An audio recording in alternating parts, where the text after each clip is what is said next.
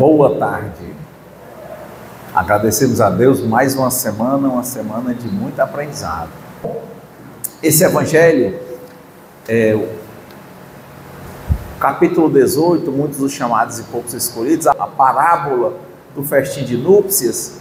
Ele traz esse trecho e no finalzinho tem uma frase muito conhecida que é: muitos os chamados e poucos os escolhidos. Mas de um tempo para cá, sempre que eu leio esse trecho, alguém me fala, eu me reporto ao livro Nosso Lar.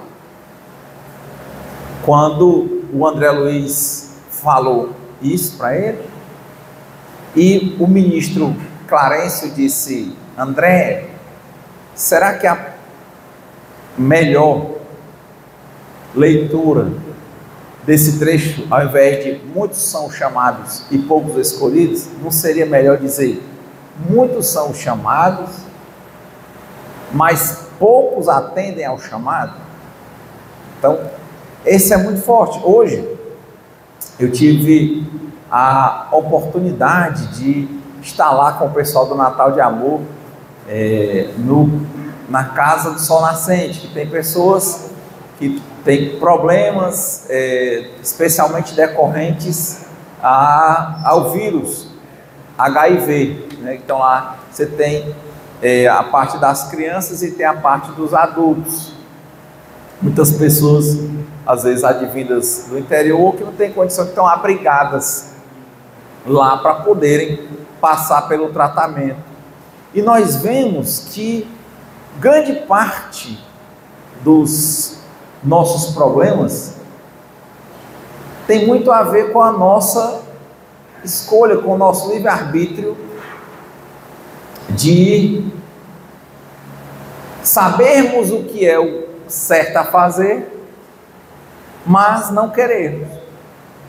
Entendermos que tem um Criador, que existem coisas inexpugnáveis como dor, velhice, doença e morte, mas que há um grande espaço de escolha, mas por vezes nem nós entendemos a nível de, não de falar, mas a nível de agir, que Deus está acima de nós, existe um poder superior a nós mesmos. Nós arriscamos, nós fazemos o que nós achamos que é correto para nós, mesmo que a gente tenha estudo, tenha conhecimento de que aquilo pode nos levar a uma situação difícil, mas o jogo está dado, mas nós não queremos nos submeter ao que está posto. Nós queremos que o jogo seja como nós queremos e não como ele é.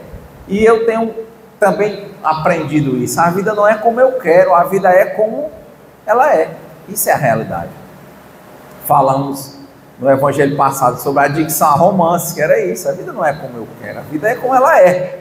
Então, dentro do que ela é, eu vou agir. Então, começamos a conversar, né? Às vezes escolhas simples, como manter relações sexuais usando preservativo, seja masculino ou feminino, evita da pessoa adquirir doenças sexualmente transmissíveis. Mas a maioria das pessoas brinca de roleta russa. E mesmo que não pegue doenças mais graves, você vai olhar o índice de pessoas, por exemplo, com a herpes, com HPV, é mais de 90% da população. Pode pesquisar, né? Que até alguns estados pode matar a mulher, principalmente mulher de câncer, dá câncer de pênis. Às vezes o homem fica, às vezes a mulher aparece com feridinhas no canto da boca, ali aparecem verrugas nos órgãos genitais. Quer dizer, aquilo ali comum, as pessoas, saiu a vacina há poucos anos. Mas quer dizer, o índice é altíssimo, o índice de HIV, por mais que o tratamento esteja avançado, mas a gente sabe que tem que se precaver, mas a maioria das pessoas, na maior parte das vezes, não toma precauções. Quer dizer, a gente sabe o que é para fazer, mas não faz. Quem está falando aqui de quê? Da parábola do festim de núpcias. O comentário era um homem, primeira história, um homem, um senhor que fez uma festa para as núpcias, chamou pessoas importantes que não compareceram, mandou chamar outras pessoas que foram agressivas e não compareceram, até que no fim, algumas pessoas compareceram, e ainda assim algumas pareceram ir de má vontade, nem sequer se prepararam para a festa. Então, e ele fala aqui no comentário assim, né, que nessa parábola Jesus compara o reino dos céus, onde tudo é alegria e felicidade. Nós sabemos que na nossa vida tem dualidade, tem momentos de altos e momentos de baixos, tem momentos de maior facilidade, momentos de dificuldade. E para enfrentarmos, ou às vezes nos precavermos de algumas dificuldades nós não precisaremos passar. Se nós bem observarmos a nossa vida, a maioria das dificuldades que nós temos tem a ver com relacionamento. Nosso relacionamento conosco, nosso relacionamento com a vida, nosso relacionamento com as pessoas. E esse relacionamento tem a ver com as nossas escolhas. Né? O reto pensar para o reto falar e o reto agir. E um relacionamento sexual que a pessoa não escolhe e não faz a precaução, o risco é altíssimo. Então quer dizer, estamos participando do banquete do Senhor. Temos uma vida que, sabendo ainda que existe dor, velhice, doença e morte, ela pode ser muito mais agradável, mas as nossas escolhas distorcidas nos levam a verdadeiros cataclismos ambientais das nossas vidas. Vai olhar a maioria das pessoas que está preso, passa 10, 20, depois você vai conversar, pergunta sobre arrependimento, quer dizer, ela sabia que não poderia fazer certa coisa, mas assim ainda ela arriscou e fez. Como a gente está falando da relação sexual. A quem arrisca, quem faz, o famoso quem faz um cesto, faz um cento. Então arrisca na relação sexual, sem precaução. Arrisca na relação emocional, descontrolada, não controla as emoções. Sabe que ali a coisa vai avançar, mas parece que procura um ambiente de distorção para poder, entende ele, entre aspas, extravasar, que aqui no Ceará a gente chama esculhambar os outros, ficar com ódio. Poxa, ele sabe que aquilo não faz bem, mas ele vai e faz. No livro dos Espíritos, há a pergunta, qual é o nível espiritual que nós estamos? Ele diz, olha, são muitos níveis, é um detalhamento muito grande, talvez você não consiga entender bem, mas assim, dentro do nível de compreensão de vocês, o Espírito diz, olha, vamos pensar em 3 níveis, os bons espíritos, né, os espíritos puros e os espíritos imperfeitos. E quem são os imperfeitos? O pessoal da Terra, a maioria é imperfeito. Como é um espírito imperfeito? O espírito imperfeito é aquele que recebe toda a orientação para o que é certo e faz o errado. Sabendo que está errado, ele faz. Então, de fato, muitos são chamados, mas poucos escutam o chamado. Nós não queremos. Hoje, Sérgio, eu fui comprar, eu fui almoçar na casa de um tio e para colaborar eu fui comprar um galeto, né? Assim, né? Quando cheguei lá, que outras vezes eu já tinha ido no mesmo lugar, eu vi lá, uma latrinha assim, com torresmo. Olha, o Sérgio chega, parece que gosta, o outro ali já lambeu até os beijos, torresmo, bem crocante. Eu sei que aquilo ali, eu conheço o gosto, e eu sei que aquilo ali não faz muito bem à saúde, concorda? E logicamente, né, ficou aquela história do professor Raimundo, por que não compraram, por que compraram, por que não compraram, por que não compraram? Aí eles comprei, aí eu pensei, hoje, só por hoje eu não comprei.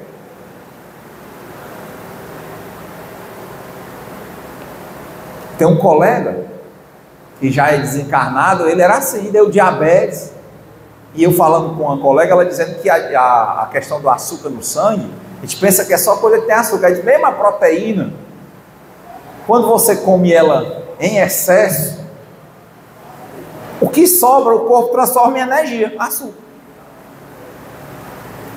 E ele tinha diabetes, tinha tudo, aí ele, pronto, reduz a bebida alcoólica ou tira, só pode beber bebida alcoólica se for vinho seco. Aí ele calibrava, né, os altos porres de vinho seco, não podia ser um pouquinho de vinho seco. Aí arranjou dia de sábado, todo sábado ele estava numa panelada, e uma panelada grande todo sábado, rapidinho, gente.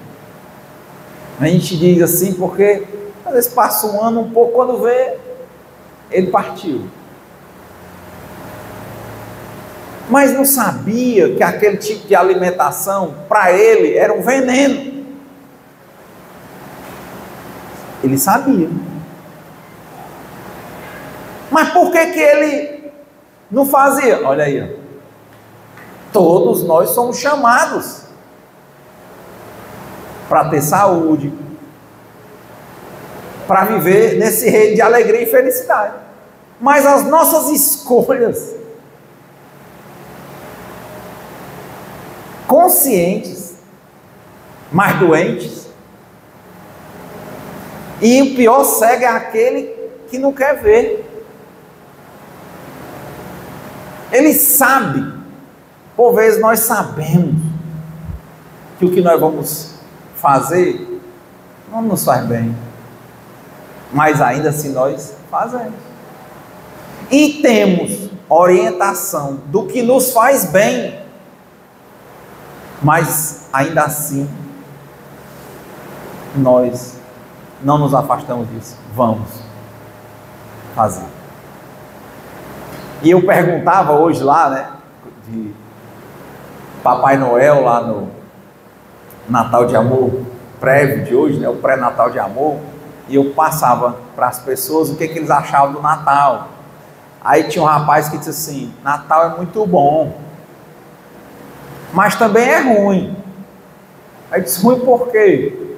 Ele disse: é ruim porque eu vejo tanta gente com fome, e hoje é dia de tanta gente desperdiçar comida. Aí eu olhei e eu disse: olha, Paulo diz uma coisa que eu também gosto de caminhar com ela. Ele diz: vê tudo e retende o que é bom. Nós temos, eu disse para ele, eu tenho, acredito que vocês têm também, uma inclinação à tristeza impressionante. Se não tiver vigiando e orando, se não tiver prestando atenção, chega a dar uma impaciência. É isso que leva às vezes o drogadinho que está correndo atrás da droga, o outro atrás de beber, porque ele quer, sabe, ele é como se ele quisesse arrancar aquilo ali, ele ocupa a mente de um monte de coisa, para ele não se ver. Ele tem muito medo da solidão, do desconhecido. Então às vezes a gente está aqui numa boa, do nada a gente está meio que em pânico. Do nada, não tem nenhum motivo concreto, não mudou nada na nossa vida, mas a gente ficou com ele.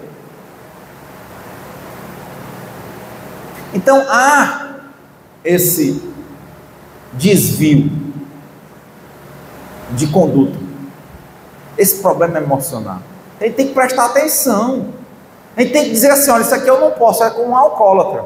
Ele diz: rapaz, sabe qual é a tua distância para a desgraça? É um braço, é a distância do copo para a tua boca. Então o alcoólatra, ele diz assim: eu sou impotente frente ao álcool, e por isso a minha vida ficou ingovernável. Todo dia ele dá aquele primeiro passo, ele sabe que a distância é a distância de um braço. Então, quanta gente não quer aceitar que tem esse problema, e o problema vai aumentando. E em contrapartida, quanta gente vê o problema e começa a se cuidar, se recuperar.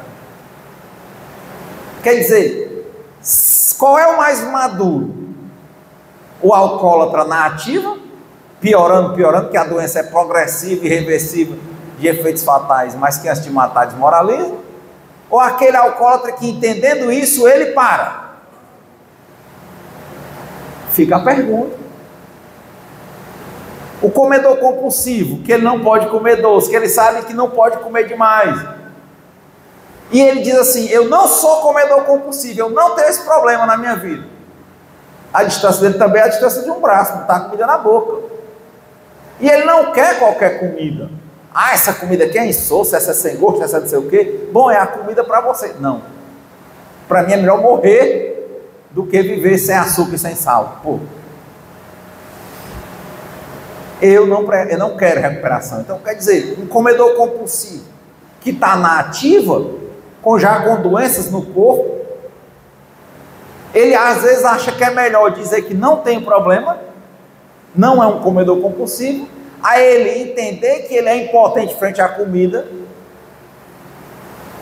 e que ele precisa de recuperação, porque senão ele já está perdendo a vida dele. Imagina um diabético, vai começar perdendo um dedinho, outro pé, perde a mão, já vi, a pessoa vai ficando só aquele toquinho de gente. E as chagas têm muita dificuldade de sarar, né? É uma das marcas da diabetes, a pessoa, o açúcar deixa o corpo inflamado. A pessoa vai. Relacionamento sexual, sabe dos problemas. O nível de pessoas que tem precaução é baixo.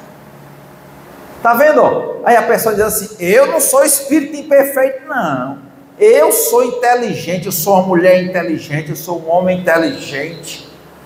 Quando eu sei que uma coisa está certa, eu faço. Quando eu sei que está errada, eu não faço. Mas quando a gente para com honestidade conosco e com Deus, a gente sabe apontar para todo mundo.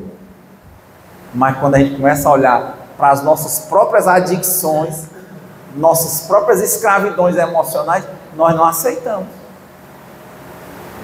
E não aceitamos que somos impotentes, que temos alguns limites, e pior, não aceitamos de propósito para criar uma resenha na nossa cabeça, porque a mente mente, para dizer que a gente pode. Que graça tem eu sendo diabético não comer açúcar, se a minha vida é açúcar? E vai. E vai. Nesse caso aqui que ele diz assim, olha uma parábola dessa, como é que a pessoa manda convidar a outra mais de 2 vezes para uma festa e a pessoa vai matar o outro? E quanta gente Deus não está te convidando para cuidar da sua saúde todo dia e você está se matando?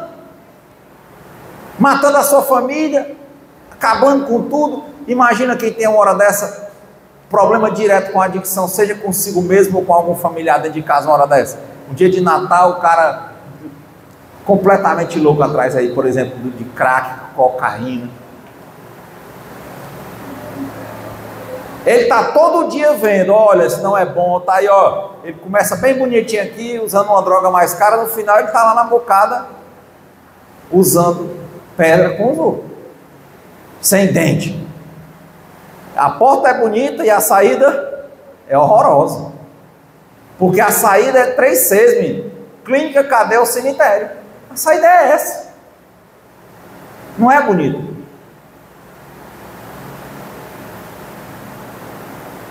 Mas faz. Mas vai. Paulo falava isso também, né? Quantas coisas ele recebia, ele entendia como era o certo, mas ele ia e fazia a escolha errada. Então, parece absurdo alguém matar o outro porque chegou para convidar por uma festa 2 vezes. Mas chegue num drogadicto uma hora dessa e tome a droga da mão dele na hora que ele estiver usando. Arrisca. Rapaz, isso aqui vai ser bom para a tua vida. Rapaz, essa droga acabou com a tua vida. Não está acabando, não, já acabou com a tua vida. Vamos pegar o restinho de vida que tu tem? Vamos. chega lá e toma a droga para você ver. O que você acha que acontece? Hã? Vocês acham que um drogadicto, vocês têm dúvida que droga faz mal? Tem dúvida? Não. Que o álcool, principalmente quando a pessoa já chegou a um nível, que é uma doença progressiva, quem não tem terá, meu amigo, dê continuidade, para você ver. Se você chegar para um cara que está na ativa do alcoolismo, já botando boneco, toda hora é desagradável, você chegar para ele e dizer assim, rapaz, na hora que ele estiver bebendo, tu for lá esconder o litro, tomar um copo na mão dele. Vocês já viram alguém fazer isso? O que acontece? Meu amigo, você apanha, esculhamba a mãe, bate, quebra tudo, meu amigo. Vale, Renato, é mesmo, ó. Às vezes a pessoa tem um convite para a gente ter uma vida de alegria e felicidade, ver que a nossa vida está destruída pelas nossas escolhas e atitudes. E a pessoa vem mostrar, se a pessoa insistir, a gente fica com raiva. E depender do momento, é capaz de matar para continuar abraçado à adicção, à escravidão, ao vício. Porque tem vício emocional, vício ao jogo, vício a cigarro, vício à droga lícita, que é o álcool, vício às drogas ilícitas, vício ao relacionamento doentio, vício ao descontrole emocional. A mente é tão distorcida. Essa semana eu terminei de ler a apostila de Adictos a Romance Anônimos. Quantas distorções de personalidade. A pessoa é viciada no romance. Tem gente que é viciada em ser rejeitado. A pessoa diz que quer um amor, mas quando a pessoa se comporta bem no relacionamento, ela não gosta, que ela gosta daquele movimento da conquista e de ficar com medo de ser rejeitada. Ela se alimenta como uma droga. O organismo produz certas enzimas que a pessoa fica ativo. É tipo assim, você está num trabalho, está achando meio sem graça, aí quando você descobre que vão lhe botar para fora, você começa a mostrar serviço. E a pessoa se vicia em rejeição. Até ela encontrar isso, meu amigo, é difícil. Toda vez que a pessoa é difícil e trabalhosa, ou seja, que para ela está sempre deixando ela insegura, achando que ela vai ser rejeitada, ela vive, fica louca por aquele relacionamento, faz tudo. Tá vendo? Ela movimenta muito a mente. Aí no tempo que ela se sente assim, que a pessoa é legal, que ela conquistou, aí ela diz assim, perdeu a graça. Que ela não estava realmente atrás de um bom relacionamento. Ela dizia que estava atrás de um amor, não sei o quê, mas não era. Ela estava atrás de se drogar com aquele romance da conquista. Ela é viciada em conquistar e se alimenta do medo de ser rejeitada. É impressionante. Aí você começa a ver os depoimentos e tudo, e você diz assim, é mesmo? Porque quando a gente falava, antes a gente olhava e dizia assim, quem é que não quer um relacionamento para ser bem tratado? Pois eu digo, muita gente vai dizer que quer, mas na verdade, por baixa autoestima, por problemas que às vezes aconteceram lá na infância, sentia rejeição dos pais, começa a ser uma pessoa que é viciada em conquista, vive seduzindo e conquistando, e na hora que ela acha que estabilizou, não sente mais as mesmas emoções. Aí que é uma nova droga, um novo relacionamento. Aí pega o bonde, como no Dependente de Amor e Sexo no livro fala, pega o bonde, ele entra no relacionamento, Sai de um, entra no outro, sai do outro, entra no outro, sai do outro, entra no outro.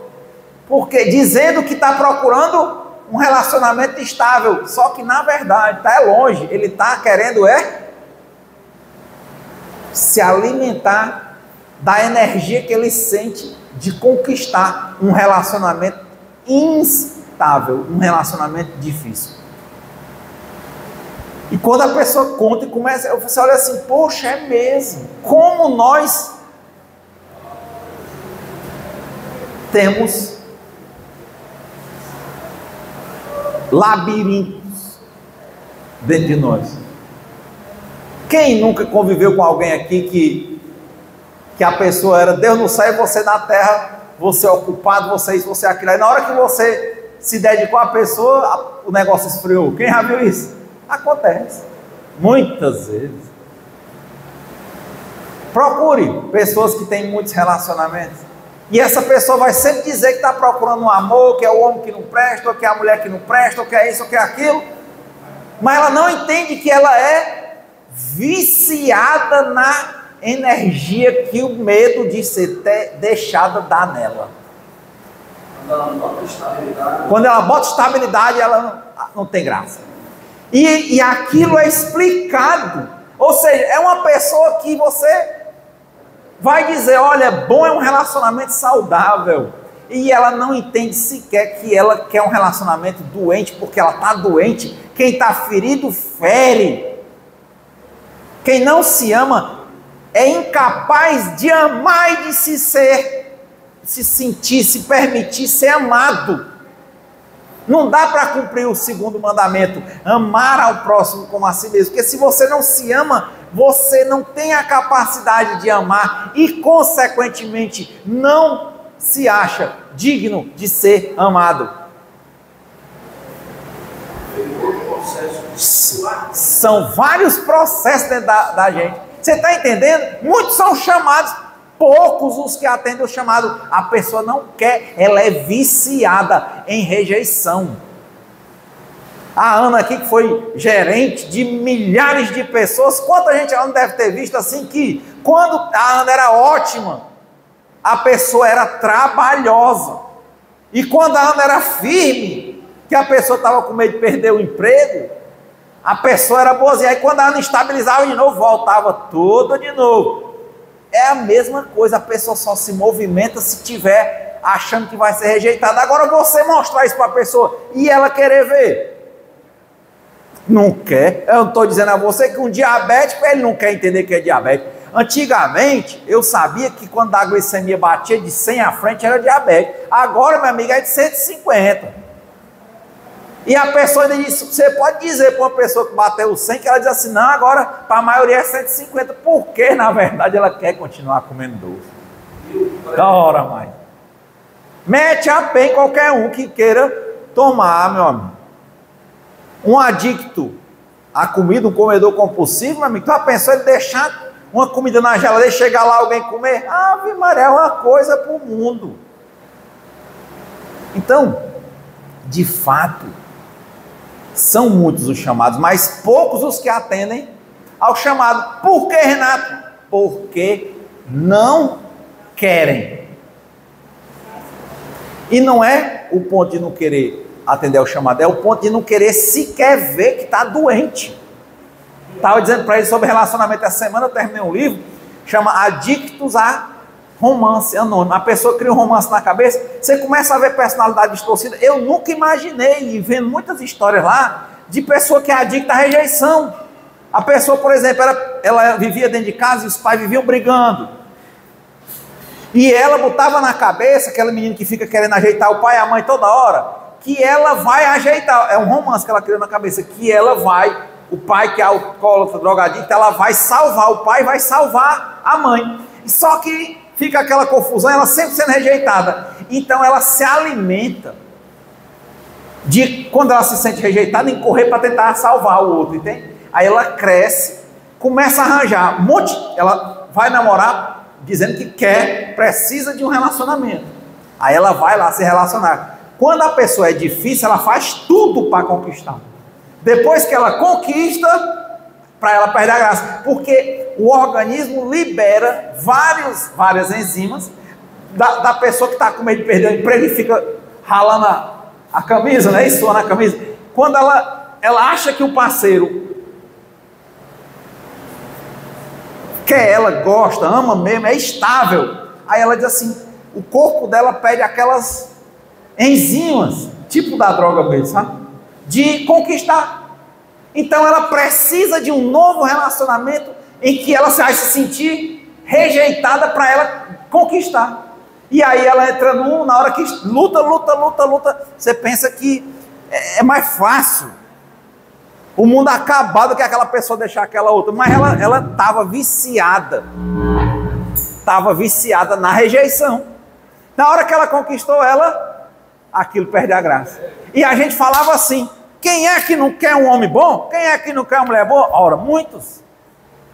Porque se alimenta do movimento da rejeição. Então, para concluir que o Cláudio chegou, realmente, muitos são chamados, mas poucos atendem ao chamado. Quantas coisas dessas não tem dentro de nós? Tem lógica isso? Eu fiquei impressionado, porque é mesmo. Agora, esse tipo de pessoa que está com esse problema, você pensa que ela vai falar algo nesse sentido? Não, ela sempre vai dizer que está procurando um amor, que está procurando uma alma gêmea, uma cara metade. Não está. Ela está procurando alimentar a adicção dela, a rejeição, a luta para conquistar. E na hora que conquista, aquilo não tem graça. Por quê? Porque ela se alimenta não é do relacionamento. Ela precisa de um novo problema para conquistar. E você pensa, como é que pode? Mas pode. E é. Então, que Deus nos conceda a serenidade para aceitarmos as coisas que nós não podemos modificar. Mas essas coisas todas que eu estou falando, eu vejo que são escolhas. A pessoa negar a doença, pior cego é o que não quer ver. Mas a pessoa vê que é doente, mesmo que seja uma coisa que não tem cura, mas tem recuperação. Entrar em recuperação, entrar em restauração. E aí sim é a segunda parte, que Deus nos dê coragem para mudar aquilo que nós podemos. E que a gente tenha sabedoria para distinguir umas coisas das outras. Assim seja feita a vontade de Deus antes da nossa. Mas a meu ver, a vontade de Deus é essa, que nós vejamos a felicidade e a alegria de viver que já está posta na nossa vida.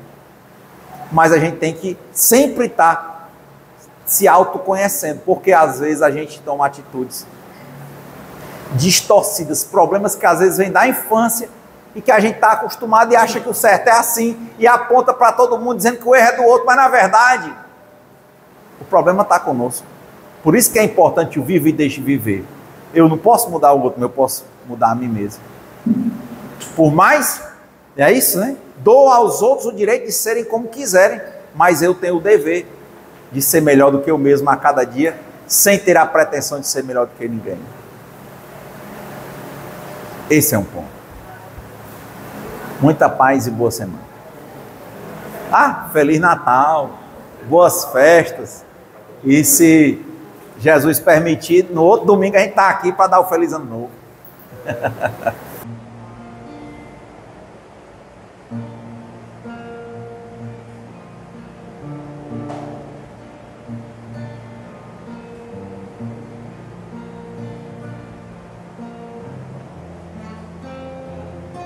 Bem de manhã, embora o céu sereno parece um dia calmo anunciar, vigia e ora o coração pequeno